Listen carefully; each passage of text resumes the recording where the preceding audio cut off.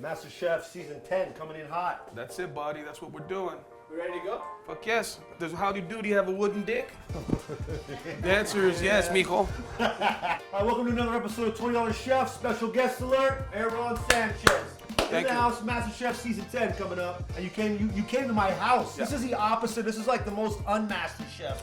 Yes. Situation that you can walk into. Yeah, well, you know what? I'm very impressed by the way you have everything set up. You got decent counter space. You got a little nook in here for your 4 burner. But I'm really impressed, brother. Thank you so much for having me. Well, it's a pleasure to have you on. Now, you sent me the recipe. What do you got us going on? What do you guys making today? It's sort of like a pesto. Instead of actually taking the basil, you can substitute that for cilantro and kind of have more of a Latin spin to it. We have a little Calablacitas here, or zucchini, and we can do like a little zucchini saute with the pesto on top. You know what I mean? Some queso fresco. Any kind of new dip and stuff with herbs, you know, all these vegetables, good cheeses. Yep. You had me shopping for pumpkin seeds. That's the first on the $20 Chef. Yeah, and the idea being is that when you're working with very humble ingredients, you know, do the right thing and get recipes that are smart, that bring out the flavor. I'm gonna start with a little bit of the tomato, and when you want to piss me off, Shaun, take off the seeds of a tomato. I hate when some of the cooks do that. They think that's something that's cute, and it's not, okay? So we don't want to do that. Here, we'll bowl that up. You know, you were telling me earlier that your dad's Mexican, right? Yes. So you have some of my little flavor in the blood, right? Yes, so my dad's side's Mexican, my mom's side's Italian and white. And, you know, American. I haven't done that 23andMe business because I don't want them to get my info, you know what I mean? Yeah, totally. Next thing you know, there's going to be 30 or 40 of me running around. They're going to straighten out my eye, take away the belly. Yeah. Now we got hybrid $20 chefs running around, and then I'm going to lose my shit. Can you imagine? So here's the deal. Let's get a skillet going. All right. And then we'll work it out, and I'll show you how easy this recipe is. Now, this is the thing that a lot of people mess up, Shaun, okay? Is that when they're cooking garlic, what they'll end up doing is they'll heat the oil up buku hot, too hot. You want to bring that up slowly, and the idea being is that you're almost perfuming the oil and make it like a little garlic oil. Okay. That makes sense? Yeah, so don't let it get too hot, then throw the garlic in. Yep, because then chances are you're going to burn it and become acrid and no bueno. So let it heat up together. Exactly. All right. A little jalapeno. Do you know where the jalapeno is from in Mexico? I do not. It's from the state of Veracruz, and that's where Cortés landed to conquer Mexico and the New World. And the capital of Veracruz is this town called Jalapa. Jalapeno, spelled with an X. So J's and X's are pronounced the same. Yeah, that's where the jalapeno really hails from. And you know what else is delicious and spicy that comes from Veracruz? Salma Hayek. Oh, that's... Yeah. I don't know what's hotter. Yeah, exactly. That's not a coincidence either. That's called the universe doing what the universe does. Exactly. All right, Shaun, do me a favor, mijo. Let's go ahead and chop this up and dice this up into little cubes, if you don't mind. Got a little Queso Blanco here. Yeah, so we're gonna roll with that, and then once this starts to heat up, we'll throw in our calabacitas. You're dicing that up. Perfect. We got everything rocking and rolling, and we're just doing like, you know, the foundation flavors. Now, this is something that's cool that really reminds me of grandma, okay? Shaun, now look. See it. My grandma would use the bulbs of the scallion or the green onion in lieu of onion because she just loved the flavor. She thought it was a lot more milder.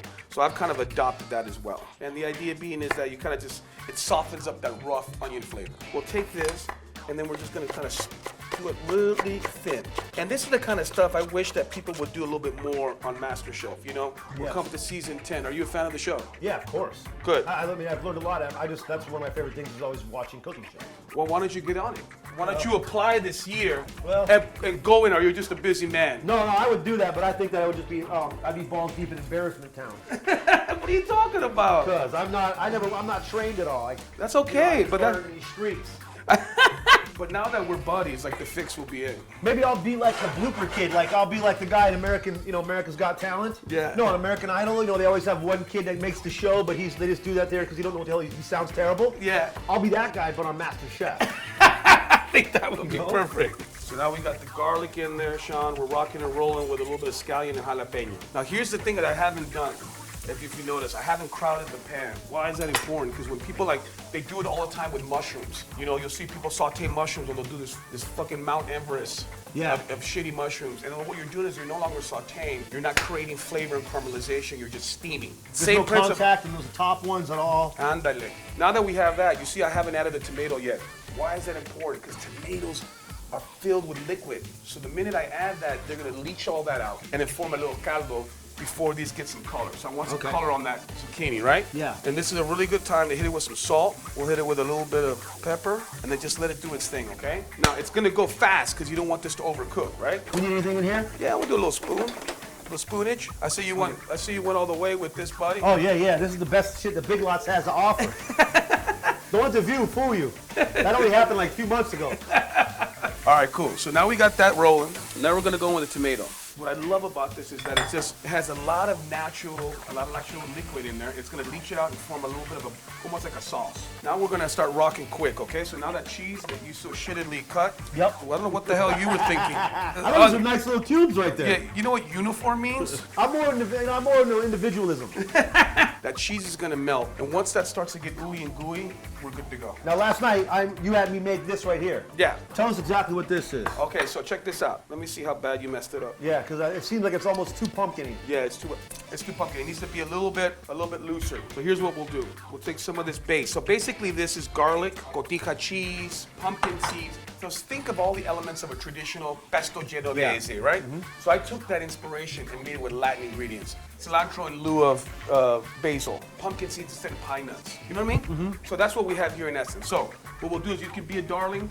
Let's say 2 limes in there. All right.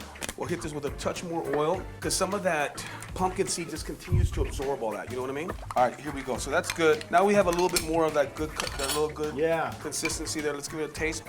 Oh yeah, bright, acidic, beautiful. All right, so that's good. You know what? You want to keep it veggie right now? Sure. This is called an audible, bro. Okay. You know what I mean? Calling an audible at the line here. We're gonna do bacon. We're canceling bacon, all veggies. Now we got a vegetarian dish, all right? Yeah. So I want to hear you vegetarians asking me all this bullshit in the comments. So you gonna do vegetarian? We're doing it. So now we got some beautiful cilantro. Now here's something else that's important to remember. You know, everybody goes, oh my God, I don't like cilantro. It tastes like soap. Soap, right? And you know what it is? So, and I'm allergic to it. I said, no, let me investigate this further.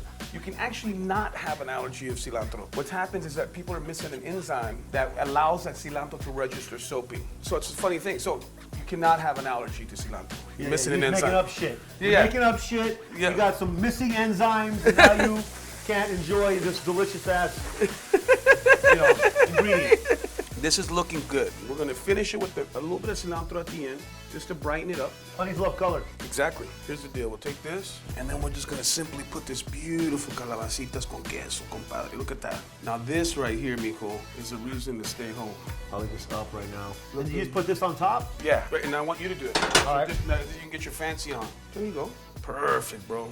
Now tell me that does not look sexy. We got a little chip. Got some chips here. Now all you gotta do is get all that good stuff in there like that. Oh, baby. Nothing like 2 men dipping. Nah, dip it in. That sounded weird, no? Yeah. But you know what? It's all about food. Yeah. This really brings it together. We talk about layering flavor. This is how you do it. You gotta think about how do you reintroduce all of the natural elements of nature and make sure that they're happy and they're cohesive. That right there, just a small accent, but really, really delicious. This is definitely a meal you're gonna get at $20 max, okay? Zucchini's a few bucks, lime are a few bucks, cilantro's like $1, tomatoes are 50 cents, the cheese was a few dollars, and I think these were like $3. Yeah, so you're coming in under 20 for sure. Real easy here. And you know what's really exciting is this kind of food is, what I try to continue to teach the new generation. Have a scholarship called the Aarón Sanchez Scholarship where I identify young Latino youth to go to culinary school here in New York, and then they become leaders in the future culinary world. So it's great. But I want all you guys at home to watch and pick up my new book. It's called Where I Come From, and it's really a tale of where I come from, all my journeys through food TV, through cooking in kitchens, family life. You started early with your family, right? You were like 12-ish. Yeah. Well, my mom had a restaurant here in New York called Zarelas, which was one of the premier Mexican restaurant in town. So I kind of grew up in that environment, loved food, was kind of a fuck up, to be very honest, and really just was undisciplined. So when I went into kitchens, they got me right. You know what I mean? Yeah, they don't fuck around back there. No, they don't. And it helped me because it gave me the structure and most importantly, the mentoring that every young person needs. And I think my scholarship represents that, and so does my book, So I want that to happen. And then, of course, all those fans of MasterChef out there, season 10 coming up this May 29th. May 29th, MasterChef season 10. How pumped up are you for this season? Oh, man, I'm champing for it, dude. Look, here's the deal. We're going bigger and bolder than we've ever gone before. I mean, we're cooking for like swanky folks, like all the people you hang out with. In LA. And it sucks because I can only fit one of them in my Maserati. Normally I'm like, I would like to invite more of them, but it's only one at a time. There's nothing I can do about it. So we're putting them in those environments. We're traveling abroad across to Europe with them.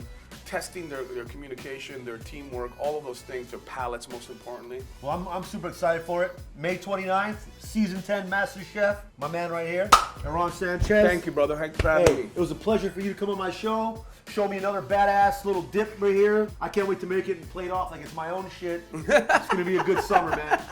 You're the man. I appreciate you. Thank you, brother. Appreciate you having me. You don't know who's gonna be on here next time. It's all downhill now. Yep.